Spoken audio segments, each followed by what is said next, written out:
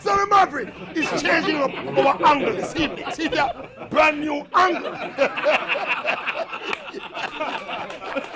Disappointment and the anger of what happened to Daniel Williams on that fateful night inside the National Stadium give way to a philosophical perspective.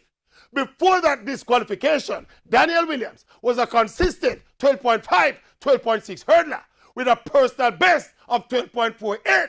She won the World Championship title in 2015 partially because of some big runners being absent. She was still amongst Jamaica's top hurdlers, but there was an emerging sense that people were already thinking about a new crop of sprint hurdlers and looking past Daniel Williams. But cometh that little twitch in the blocks at the championships, start a flinger out of the race, looming tragedy for the 26-year-old Williams. Then the Diamond League came to the rescue. Incentive and motivation for her to prevail over this cruel misfortune. And the result?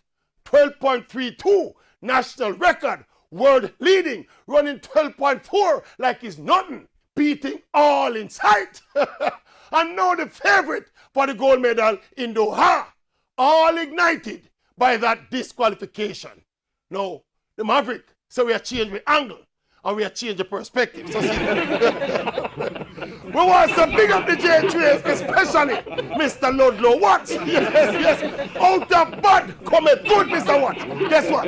Instead of kill Daniel Williams, build Daniel Williams. So big up yourself, Mr. Watts. Different angle we are taking from the season.